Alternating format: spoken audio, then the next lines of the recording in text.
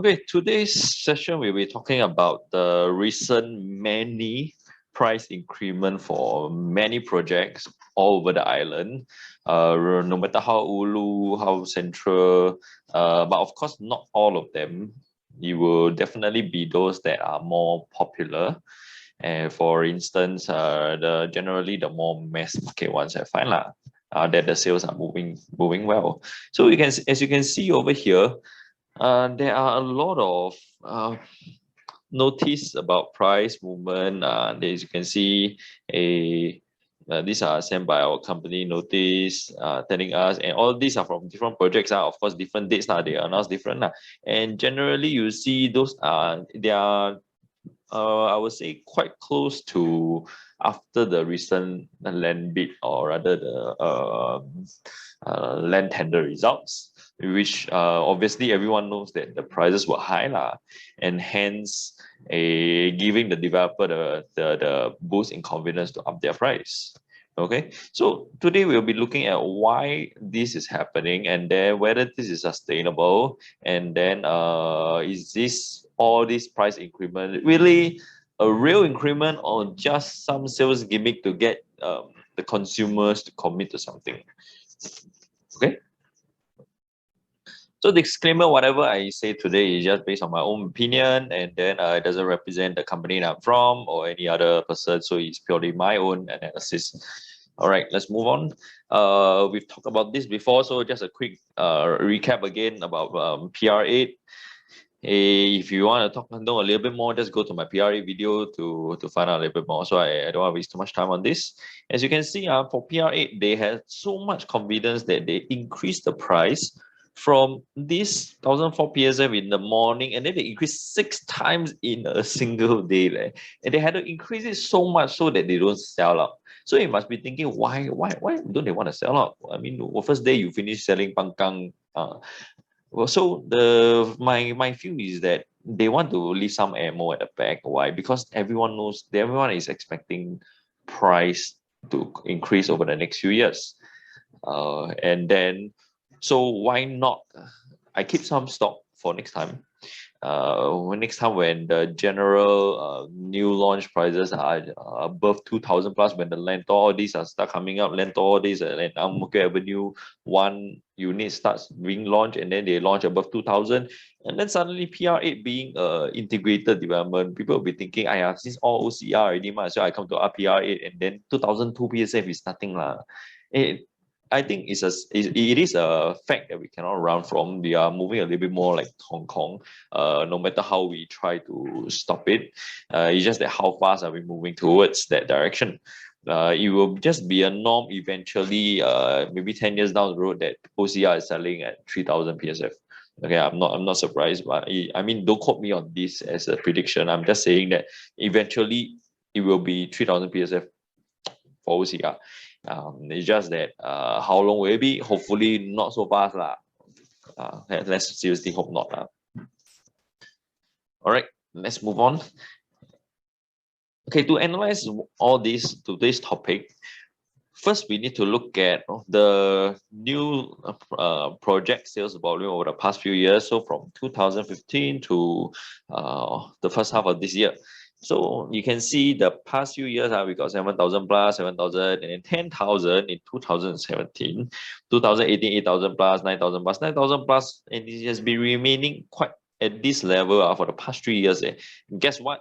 This year, only just first half of the year, we already recorded 6,000 plus. So that means even if, let's say, I would say bulk of it is due to Normanton Park. Okay, Normanton Park.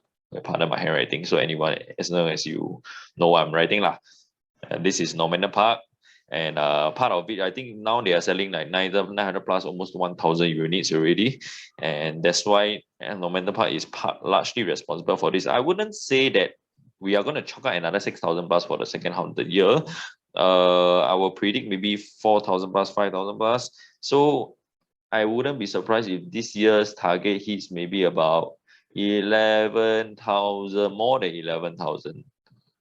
Okay, which means that it's going to be the more record-breaking amount of new condo sales for the past, I don't know, maybe 10 years.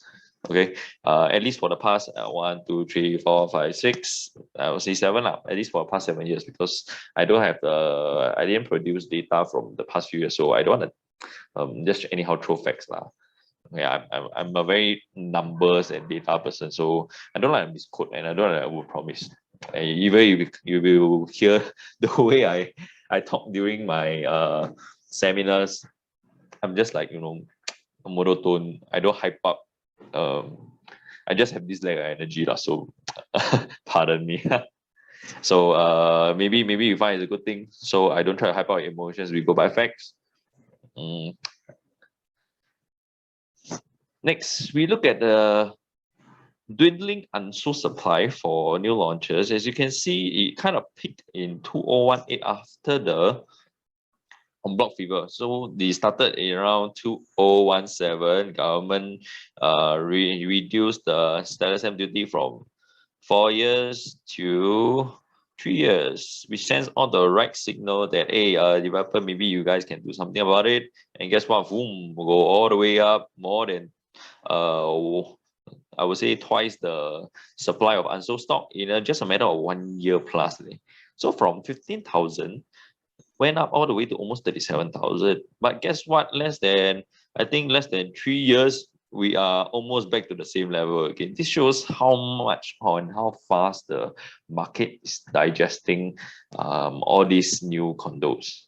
Okay, which is honestly quite surprising, I would say. If you take a look, we are at this level already. That means we are close to 2016 Q3 level. And given how fast the market is digesting all this, I wouldn't be surprised maybe in another 2 quarters we are already hitting the very dangerously low level, and who knows, maybe something may happen. We don't know. Maybe something may happen to trigger an increase in supply, because I personally don't feel the government will want to allow the supply to go too low, because ultimately I think real estate market is like any other market. Your supply goes up, well, your demand stays constant. What happens to the price? It will go down. But if your supply goes down and then demand constant, price will naturally go up. And then if we keep staying at this level, the developers are going to go up to super insane prices, and that is not going to look very good for our economy. Right? Rather, I think there will be a lot of grumbles on the street. Next, they're looking at the on block sales for the past 3 years, including this year. It has been very lackluster.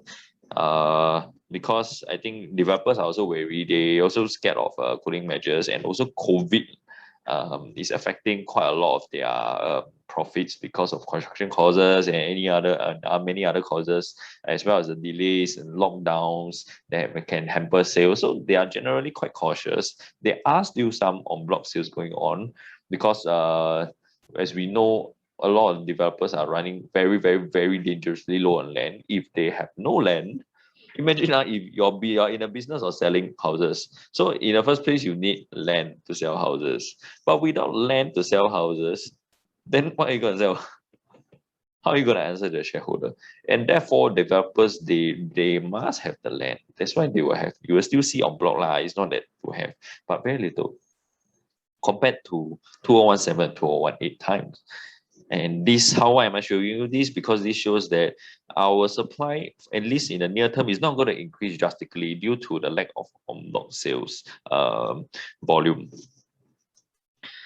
So there are two types of land sales. We have government land sales. That means the government throw an empty piece of land for you to go and bid. The other one will be the en bloc cycle. Most it depends. I wouldn't say most developers. Some developer prefer to go for government land sales, because after all, you don't have to demolish the building. You can start building. You can just go and do your foundation, everything after you do all the surveys. But then on block, you have to go and tear out the building, go and negotiate the prices. Whereas this one is more of negotiation, but this is more of bidding Okay, and so when it comes to bidding, of course, if you ask me, I'm not a person who likes uncertainty. So they can bid but imagine how you got 15 bidders, that means your chance is 1 out of 15. And if you know your prices is not going to be very, very high, then there's a very, very high chance that you won't even get the land. And if you don't get the land, that means you got lesser houses to sell. Then how are you going to answer again to the shareholders? After all, most of them are public companies. Okay, as you can see, we look at the confirmed list because reserve list, it has to be triggered, so I don't look at it yet. If you look at the confirmed list, 2017 and 2018, even for GLS, was also higher, and then it kind of dropped. This year maybe pick up a little bit, but not a lot because the low was in the second half of 2020, and then the second half of this year is projected at 2,000 Then again, it's still not a lot of units. So now, if you take a look at this, this was taken from my company's update and accurate as of how many days ago? 1 day. So this was taken yesterday, and if you look at the CCR supply for all these so-called launches available, most of them have already sold to very, very high percentages, including a South Beach Residences 95%, Marina One 94%, Martin Modern 96%. I think now maybe even more because I think if I'm not wrong, recently acquired TOP or going to, which naturally will have a lot of buying interest because people don't want to wait. And then even Overwell Hill, which just launched, I think April this year, already sold 64%. So if you are the developer and you see that most of your stock is already cleared, and you have 5-year timeline, later I'll talk about the extension thing. So if you have a 5-year timeline and then you barely launch, you take 1 year to go and do all your proposal and planning everything. So you got 4 years left to sell. Guess what? You launch the first few months, I would say not even half year. I think we only launched about 4 months. After 4 months, you already sold 64%. You can sit back for the rest of your 3 years plus and then slowly sell. And on top of that, I don't need to even slowly sell. I can even push up my prices. I wait for the next few coming up, land bid, OCRs are going to sell at 2,000 plus, and then suddenly my OL who going to sell at 2,000, 2,007 is going to look cheap. So I wait on. Okay, that was also partly why, in case you haven't realized, Pasir Ris 8, the land was acquired in 2000 and okay, so Pasir Ris 8, the land was acquired in 2019. But this year, 2021, then they launched. Usually they take 1 year to launch, but this one they take 2 years. So I don't know what exactly is up their sleeve. Maybe they are waiting for the market to heat up, and then they are smart. They wait for, they wait for the land bid to come in, and then they immediately launch. And guess what? Really not because of the Lentor fever, people start FOMOing and then went up to 2,116 PSF for Pasir Ris. When Coco Pumps that like I mentioned before was selling at only 1,000, 2,003 PSF. That's a huge jump. Okay, so that means I wouldn't be surprised if the developers are holding back, like PRA, they are slowly taking their OC time since they have a lot of time. They are not urgently selling. And then RCR also, you have Dane 99%, GSK 99%, almost fully sold out, and then you have Cambridge also 83%. By the way, I forgot just now CCR. I took it only yesterday, but these are valid. How many months ago already? That's like 3 months ago. Also, all these data are like 3 months ago. If I remember correctly, Avenue South is already now is about. I just checked the day before, it was about 75%. Now, and then Momentum Park is almost over 60% now already. Okay, as of today, 13 August. The rest I can't really remember, but definitely higher. I think the Amber Park is also 70+%. Okay, my apologies, I forgot to update this. So anyway, you can see the gist of it is that why am I showing you this is because most of the developers, they have cleared most of their stocks, and then they still have that few years left to sell the remaining stock, and hence they can take their own sweet time. Oh yes, Oh yes, Antares, if I heard recently, they are more than 80% sold already. So can you imagine? After 3 months, they suddenly sold like crazy. Okay, because same law, like the land bid law, if the land bid at Lanto is going to sell at 2,000 plus, and then the RCR area at Antares, suddenly people start thinking where there is cheap ma, then they will rush into the RCR ma. But whether this is a good buy, that one, I don't want to analyze today lah. But I have some doubts about this lah. Anyway, back to this. Next, OCR. This is also accurate as of 19 May. And you can see I think Midwood is already 60 plus, almost 70%. So in 3 months, they move very fast recently. Also, this is also another question mark, I feel. I'll talk about it another day, or if you want, you can PM me and then I'll share with you lah. Anyway, you can see that most of them are really almost full soap mostly, and then garden resistance already all gone. I think I remember they are 100% gone already. Then, so you can see we have all three fronts: CCR, RCR, and OCR. A lot of the more popular developments, they are mostly soap. So then you will see trends like this. Okay, I'm not gonna name this development. Then you have condo A. For condo A, how you have, okay, this is the size, and then this is the so you can see 1,007 PSF, 1,007 square feet. In January this year, they sold at 2.1 million. Okay, 1.2K PSF lah. Okay, so all this this one is the same. I've been tracking them for the whole year lah, just to monitor how developers price their products. So January they were selling at 2.1, and guess what? Now I just checked yesterday. They are selling at 2.46. That means within a span of this is how many months? 7 months. 7 months they have increased $340,000. Let me check. My maths is correct, right? $340,000. How many of us we earn $340,000 in 7 months? Wow, that's amazing, right? And given the fact that that time, right, during this same time, 7th floor of the same stack was sold also in January, you can see, at 2.135. So that means this guy who got in January, he's seeing 300 plus gain, $300,000 gain on his unit already, ma. Why? Because generally a 7th floor, we don't talk about renovation, everything lah. Generally a 7th floor should be selling way higher than a 2nd floor for most of the developments, but because most people wouldn't want to take the 2nd floor. I mean, there are people who like low floor for sure, but most people would price a middle floor unit higher than a 2nd floor. Okay, so this guy must be smiling like crazy lah. Out of 7 months, he suddenly gained 300 plus in his equity. This is a champion. And then we have condo B, which is also 90%, so more than 90% sold. This is the size of the unit. This was in September last year. They were selling at 950K for a 2-bedder.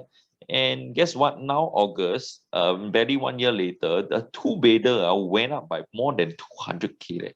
I think this is like plus, okay, let me do some quick math. 211,000 in, I would say, 11 months. And this is insane lah. How many people can earn this amount of money in 11 months? I think definitely if you can earn this amount of money in the 11 months, you're probably in the top 10 percentile or top 20 percentile of Singapore household already. Okay, so and then unfortunately the sad thing is that this guy, for some whatever reason, I hope it's a genuine reason that he had financial cash flow. If not, he thinks that maybe he committed into a bad buy. He probably must be kicking himself now lah. Why? Because he bought at this exact unit at 946, but for some reason he bounced out. He let go of this unit. Okay, he bought around this, and then developer threw it back into the market at 950K. Straight away gain 4K, okay, 4K, nothing much lah. And till now haven't sell, but because the development is more than 90% sold, developer is so confident because of the recent developments, all the land bid, everything, suddenly push up the price for this unit by $211,000, and I think they are very certain it will sell eventually. Maybe not now, maybe not 2 months later, maybe near towards the TOP when people are super emotional because they see the new condo, new condo feel, you can even smell the new thing. I think that is the dangerous part. Okay, I think homeowner, home seeker, you are staying, buying for own stay, and then you don't care about money, you don't care about how expensive, you just want a nice one. Okay lah, we don't talk about that lah. But if you're talking about investment point of view, then this is a trap that we want to avoid being in. Condo C, you have 80% sold, and this is quite also quite a jump lah, not as crazy as just now. As you can see, in February this year, okay, February this year, this is the same exact stack unit lah. I've been tracking the prices. So 2 months later, there was a jump, and then 3 months later, there was another jump. And then because of the recent PRA development, suddenly there was another jump again.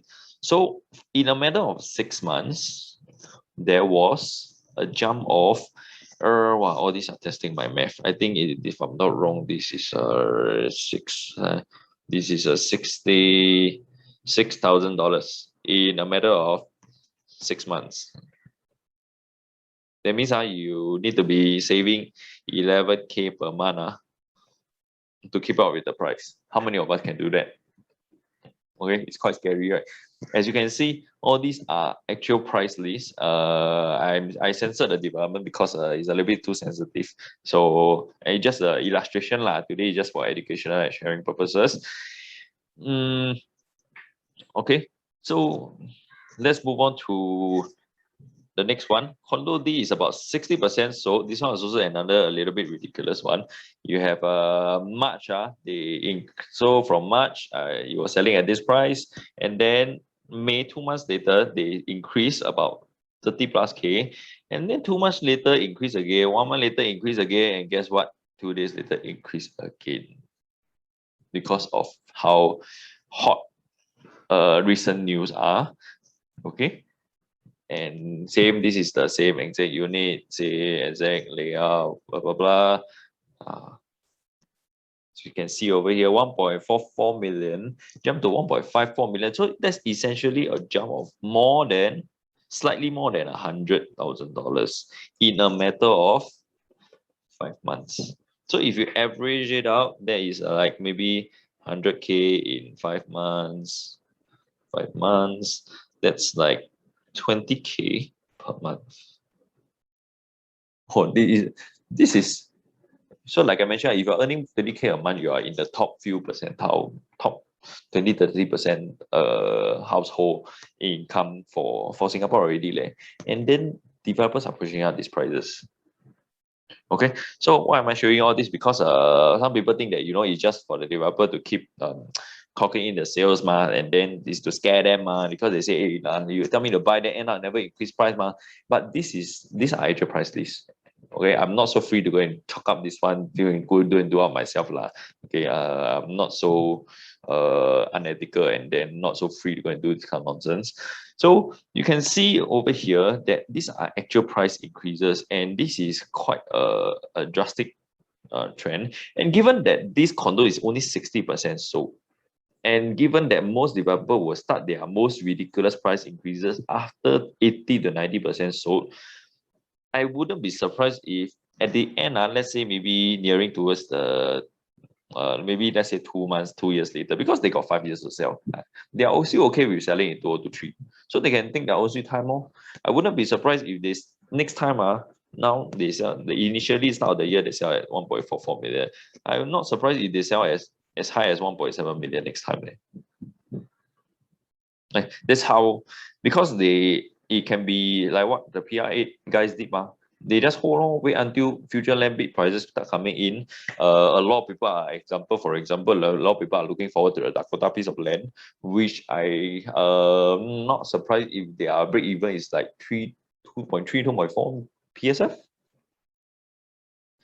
Okay, let's take a look at this famous land bid which started in May 2021 this year. As you can see, panorama.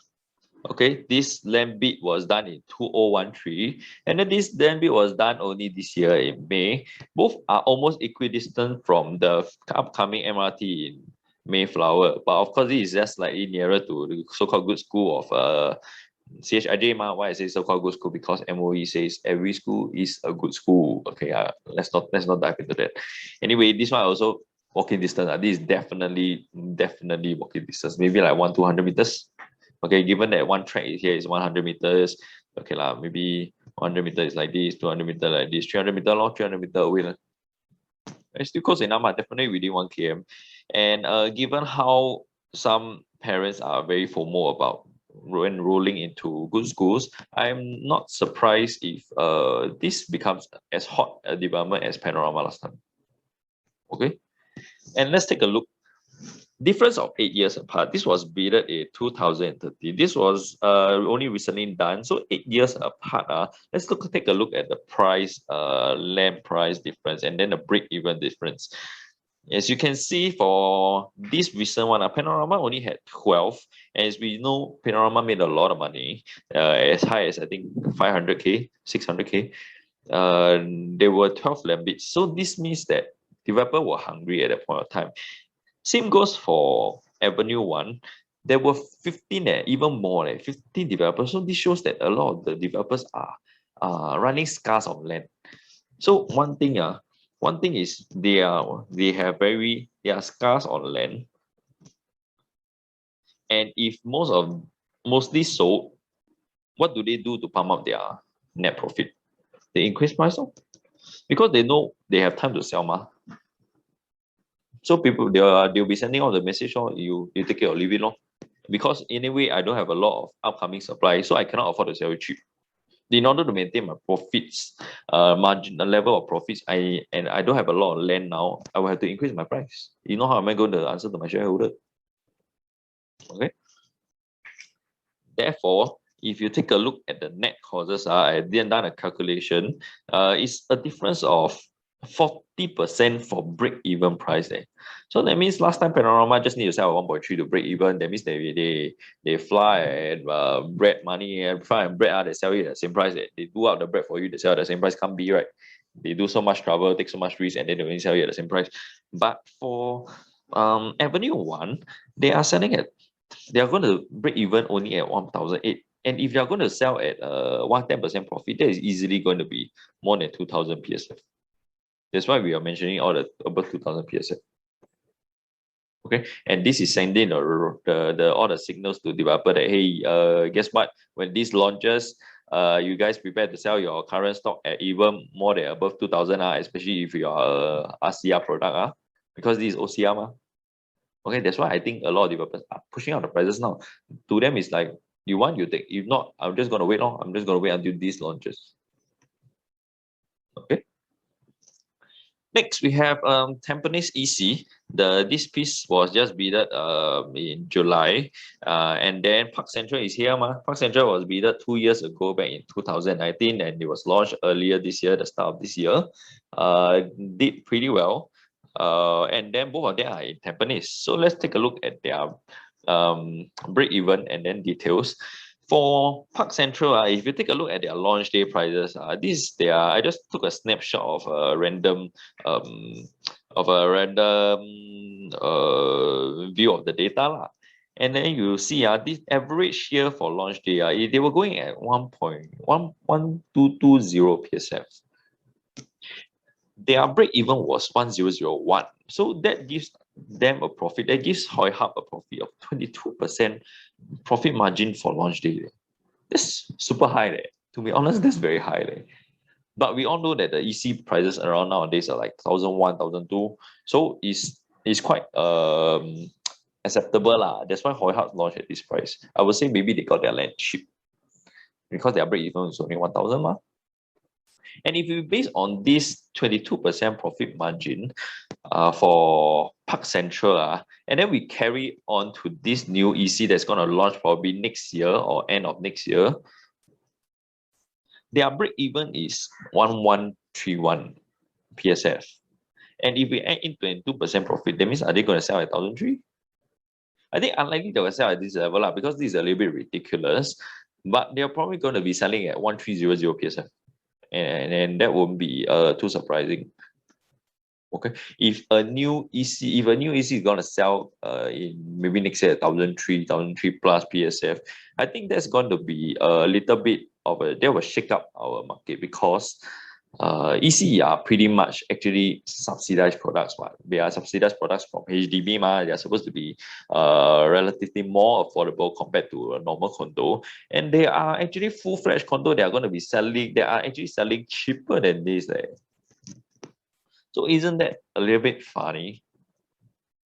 Okay, this shows and it's not like say anyhow one developer anyhow throw out the price. There were 9 of them fighting for this piece of land. Of course, only one won, and this is I think the highest land bid price for EC in history. Okay, and there's no way we can run from this because developers are hungry for land. They need the land. They need to throw up a high amount of land bid price in order to secure the land. So I would say it's hard to blame a developer because that's their bread and butter. They know land, they cannot do anything. If not, you suddenly like SPH from newspaper suddenly become to property. Can't be, right? They can't be selling property, then they know piece of land, they want to go and sell vegetable. Cannot be, right? They don't even have land how to grow vegetable. Okay. Next, we have Florence over here. And just 650 meters away, as you can see from Google Map, okay, we have Fortune Park. But of course, this is a freehold development. People say, this whole, this one is freehold. Okay, fine. Generally, the market consensus is that we have a 20% premium for leasehold versus a freehold. So that means if this one, the land sells as 800, maybe this one should, comparatively, let's say at the same point of time, it should be selling at 1,000 ma. But let's take a look. So Tri-Leaf, comparatively, Tri-Leaf was acquired in 2013. Tri-Leaf was just beside, you can see, Tri-Leaf is just right beside. So in terms of location, there is no, I don't think there's a dispute for comparison because they are all side by side. We literally throw stone over. A lot of agents like to say literally throw stone throw away, but is it a literally stone throw away? This one you can even spit the saliva across it.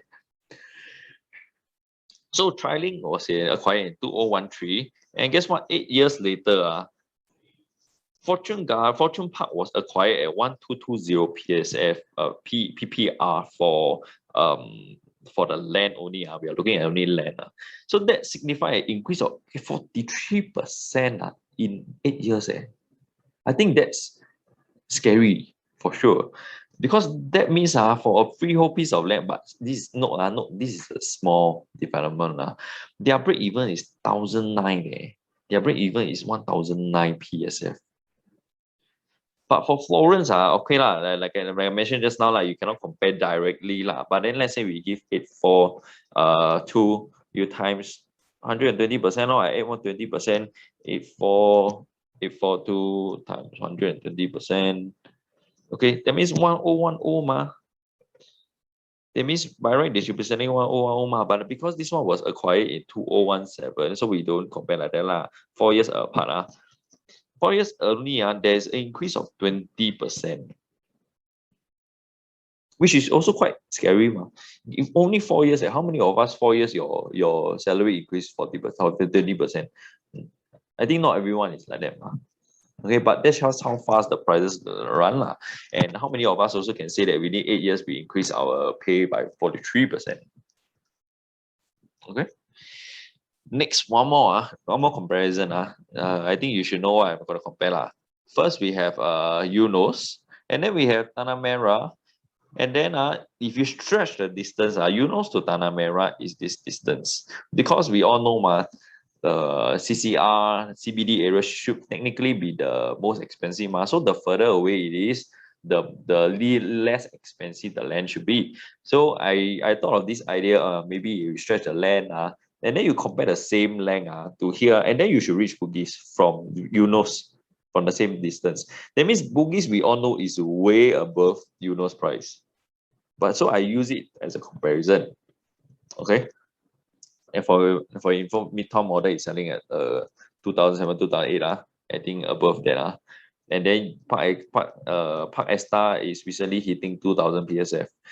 So that's like a 700 PSF difference, We take a look at Tanah Merah Kecil Link, 2020 and 2017 for Park Esta in Eunos. This one is Tanah Merah, this one is Eunos. 3 years apart. The land are almost same price. How many people can accept this? It's same price land for. Look at this. This I don't really know. I don't even know what word to use to describe lah. I mean, if you take a look after break even, because of all the recent construction, everything interrupted by COVID, their break even price is 1,500. Even though the land is cheaper because of all the increases in costs. Park Esta break even was only 1.4. So this is going to be selling even higher than Park Esta for sure. Okay, I am not surprised if they launch at 1,008, 1,009. Given the recent development, I think by the time they launch next year, easily 1,009 or 2,000 PSF. Okay, if barring any major cooling measures, okay. But then again, which brings us to later. I'll talk about cooling measures soon. The one up and coming to watch out for is this piece. This guilty as charged. The Lentor MRT, then again, this area, not say cannot buy. There's still a lot of uncertainty, so let's not talk about it yet. This was barely just bidded. Too many factors unknown yet, so we shall not talk about whether this is a good buy or not. This shows that there are 9 developers hungry for this piece of land, and they bidded 1,002 for OCR. Okay, their break even is 1,009. If their break even is 1,009, they want to make a 10% profit. 1,399 times 110. They need to be selling at 2,126. They need to be selling at 2,126 PSF to make a 10% profit.